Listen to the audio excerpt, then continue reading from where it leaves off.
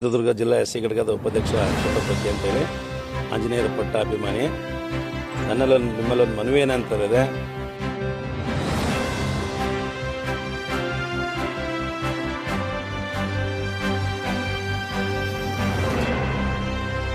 ಚಿತ್ರದುರ್ಗ ಜಿಲ್ಲಾ S C ಘಟಕದ ಉಪಾಧ್ಯಕ್ಷ ಕೊಟ್ಟಪಕ್ಕೆ ಅಂತೇಳಿ ಆಂಜನೇಯರ ಪಟ್ಟಾಭಿಮಾನಿ. ನನ್ನಲ್ಲೊಂದು ನಿಮ್ಮಲ್ಲೊಂದು ಮನವಿ ಏನಂತಂದರೆ, ಎಚ್ ಆಂಜನೇಯರವ್ರನ್ನ MLC ಮಾಡಿ ಮಂತ್ರಿ ಮಾಡಬೇಕು. ಇಲ್ಲದೆ ಹೋದಲ್ಲಿ 2028 ಚುನಾವಣೆಗೆ ಮಾದಿಗ ಸಮುದಾಯದ ಓಟುಗಳು ಬೇರೆ ಪಕ್ಷಕ್ಕೆ ವಾಲುವಂಥ ಸಾಧ್ಯತೆ ಇದೆ. ಹಾಗಾಗಿ ರಾಜ್ಯ ನಾಯಕರಾದಂಥ ರಾಜ್ಯದ ಮುಂಚೂಣಿ ಮಾದಿಗ ಸಮುದಾಯದ ಮುಂಚೂಣಿ ರಾಜ್ಯ ನಾಯಕರಾದಂಥ ಆಂಜನೇಯರವ್ರನ್ನ MLC ಮಾಡಿ ಮಂತ್ರಿ ಮಾಡಬೇಕು ಅಂತೇಳಿ ತಮ್ಮಲ್ಲಿ ಮನವಿ ಮಾಡ್ತೀನಿ.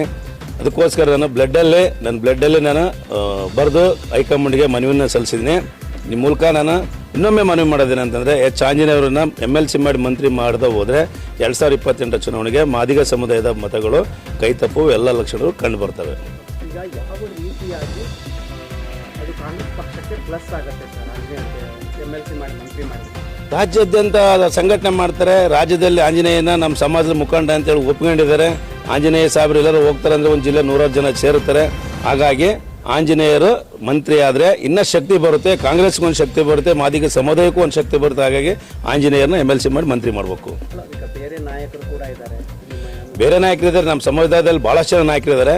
ಆದರೆ ರಾಜ್ಯ ಒಪ್ಕೊಂಡಂಥ ನಾಯಕರು ಯಾರಪ್ಪ ಅಂತಂದರೆ ಆಂಜನೇಯ ಸಾಹೇಬ್ರನ್ನ ಮಾದಿಗ ಸಮಾಜ ಒಪ್ಕೊಂಡಿದೆ.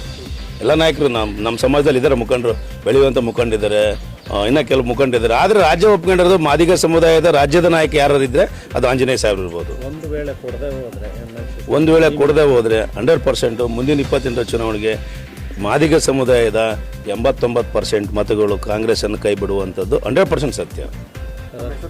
ಕೋಟಪ್ಪಕ್ಕೆ ಅಂತೇಳಿ SSL ಉಪಾಧ್ಯಕ್ಷ ಚಿತ್ರದುರ್ಗ ಕಾಂಗ್ರೆಸ್ಸು.